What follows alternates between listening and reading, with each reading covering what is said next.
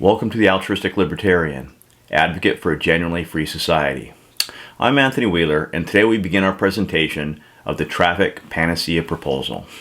There exist many complex, intrusive, and socially entangled government programs that I consider detrimental. USPS, Social Security, public education, and welfare programs, for instance. One of them is the ground transportation system, owned and operated by the federal and state government. To simply abolish any of these programs would be harmful. Effectively eliminating them would require detailed plans and several years of transition, if not decades. What follows is one example of how such a program, this one specific to highways, might be accomplished. The following proposal was submitted directly to the U.S. Department of Transportation in early 2019. The primary motivation for making this proposal is to prevent the unnecessary death and injury inherent in the current transportation system from extending any further into the future than absolutely necessary.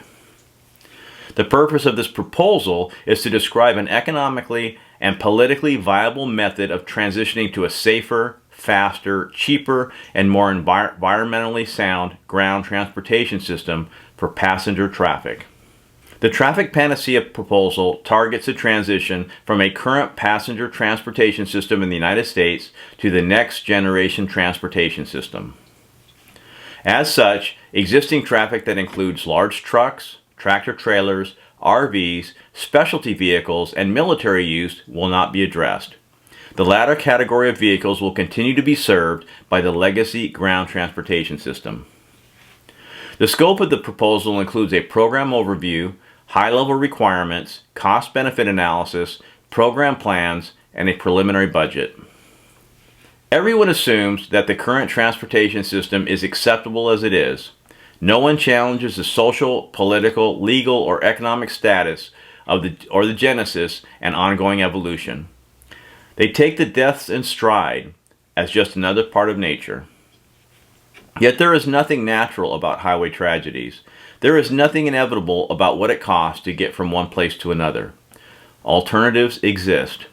What follows provides a high-level plan on how to eradicate most traffic fatalities and serious injury, eliminate all passenger vehicle-based carbon emissions, drastically reduce personal transportation costs, improve performance, that is shorten travel times, and improve reliability, less congestion, fewer delays. Maintain the comfort and convenience of private transportation. This proposal charges the appropriate federal agency, assumed to be the Department of Transportation, with program managing and funding the transition to the next generation transportation system. The next generation transportation system program includes 4 phases, 0 to 3, lasting a total of 5.5 years or 66 months. At the conclusion of the Next Generation Transportation System program, the full transition from the current transportation system to a fully deployed Next Generation Transportation System is expected to take approximately 25 years. Staff requirements for the duration of the Next Generation Transportation System program include 4 equivalent full-time staff for phases 0 and 1 and 8 equivalent full-time staff for phases 2 and 3.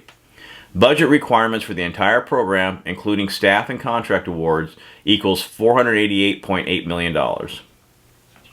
Note: all the projections, budgets, and program details are subject to further research, analysis, revision, and/or extension. If the proposal is accepted, Phase 0 will be dedicated to performing all necessary refinements or modifications based on improved data and professional expertise. While further review of the proposal will likely result in significant changes, the fundamental soundness of the proposal is unlikely to be negatively affected. To summarize, the precise nature of the proposal is difficult because it's more of an approach, a process, a program.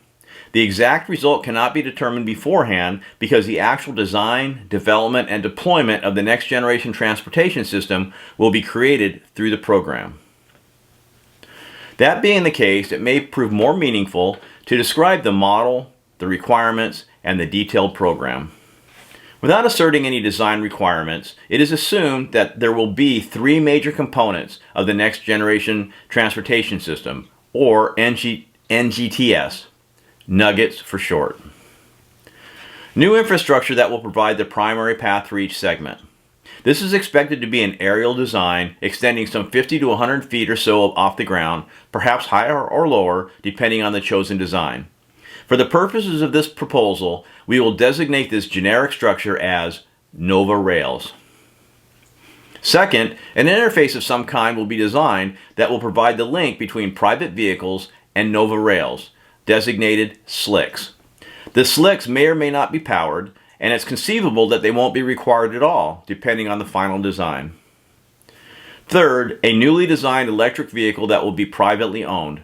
For the purposes of this proposal, this vehicle will be called a rickshaw.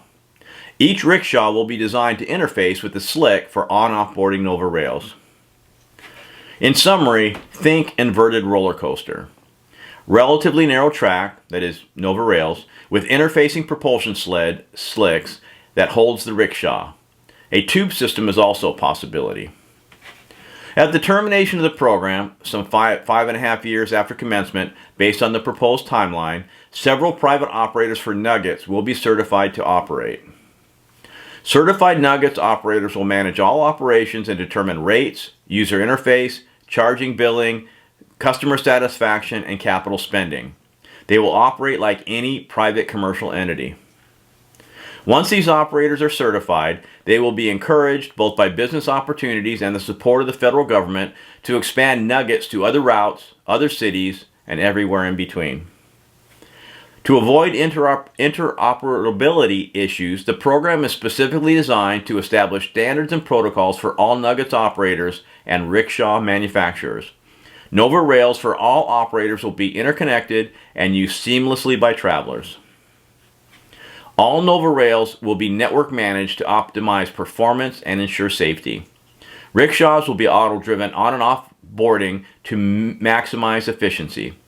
By the end of the program, several manufacturers will be offering their own variant of rickshaws to the public. While rickshaws will travel at high speed on Nova Rails, they will be limited on legacy roads. Maximum speeds will be limited to maybe 20 or 30 miles per hour. Think aerodynamic golf carts. Thus, they will be much simpler, cheaper, safer, and lighter than traditional automobiles. Weight limits may prove critical for the viability of Nova Rails.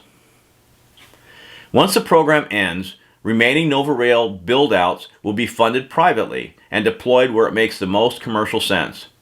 The model in this proposal projects a 25-year time frame to reach 99% of the private passenger market. Post-program, the federal government's ongoing role relative to nuggets will be to manage right-of-ways, safety inspections, establishing tolls, more on that later, and conflict resolution. They will also maintain the legacy highway system for heavy trucks, RVs, specialty vehicles, and military use. Nuggets operators and rickshaw manufacturers will be subject to federal and local taxation like any other commercial entity. State and local governments are expected to participate with certified nuggets operators whenever, wherever, and whenever they choose. Managing the use of right-of-ways will be primary. Unlike the federal and state governments, nuggets operators will not be exempt from liability claims. If their passengers are injured or killed, they can be held legally accountable if found negligible and will obtain business insurance to cover such possibilities. Once a nuggets operator is ready to open a particular segment, the federal government will apply tolls to that legacy route. These tolls will apply to major highways, not the local roads. This is critical to make nuggets operators competitive with a legacy system that has already been funded. Applying the tolls will ensure the steady expansion of nuggets and provide the necessary revenue for the federal government to maintain the legacy transportation system. Once nuggets is established, we can expect continued improvement in cost, performance, travel benefits, and extended routes. Planning, legislation, and new taxes will not be required to meet increasing demand.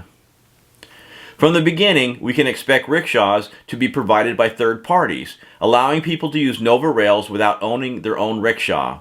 Think Uber without the driver. With this in mind, Nuggets doubles as a mass transit system as well as one for private rickshaw owners. Rickshaws could be used to transport anything, people, mail, packages, light freight, without needing a licensed driver. Children, intoxicated individuals, or the otherwise incapacitated, for instance. Network systems would control access, destinations, and traffic. Simply state destination or type it in any navigation system, approve the charges with payment, and passengers or freight would be delivered in the shortest possible time. Over time, fewer legacy passenger vehicles will be operational as Nuggets become safer, cheaper, faster, and more convenient than legacy travel. Well, that concludes our show for today. In the next episode, we will continue reviewing the Traffic Panacea Proposal. Until then, peace.